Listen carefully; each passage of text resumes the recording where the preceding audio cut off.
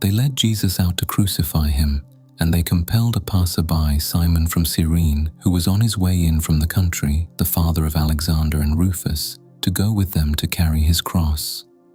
They brought Jesus to the place which was known as Golgotha, a name which means place of a skull. There they offered him drugged wine, but Jesus refused it. Then they crucified him and divided his clothes among them, casting lots for them to settle what each should take. It was 9 a.m. when they crucified him.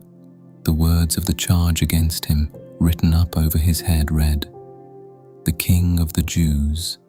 And with him they crucified 2 robbers, one on the right and the other on the left. The passers-by railed at him, shaking their heads as they said, "Ah, you who would destroy the temple and build one in 3 days, come down from the cross and save yourself." In the same way, the chief priests, with the teachers of the law, said to one another in mockery, "He saved others, but he cannot save himself. Let the Christ, the King of Israel, come down from the cross now so that we can see it and believe."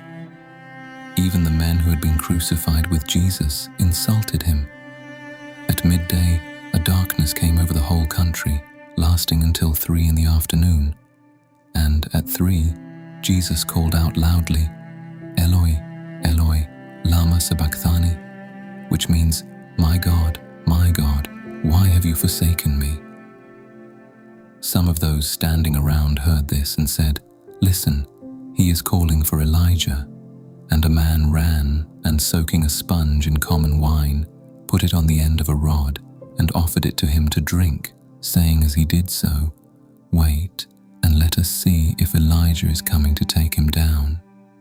But Jesus, giving a loud cry, breathed his last. The temple curtain was torn in 2 from top to bottom. The Roman officer, who was standing facing Jesus, on seeing the way in which he breathed his last, exclaimed, "This man must indeed have been God's son." There were some women also watching from a distance, among them being Mary of Magdala, Mary the mother of James the Little and of Joseph, and Salome, all of whom used to accompany Jesus when he was in Galilee and give him support, besides many other women who had come up with him to Jerusalem.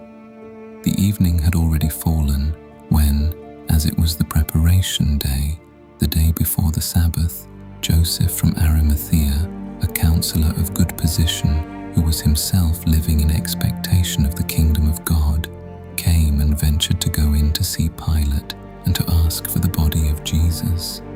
But Pilate was surprised to hear that he had already died. So he sent for the officer and asked if he were already dead. And on learning from the officer that it was so, he gave the corpse to Joseph. Joseph, having bought a linen sheet, took Jesus down and wound the sheet around him and laid him in a tomb which had been cut out of the rock, and then rolled a stone up against the entrance of the tomb. Mary of Magdala and Mary, the mother of Joseph, were watching to see where he was laid.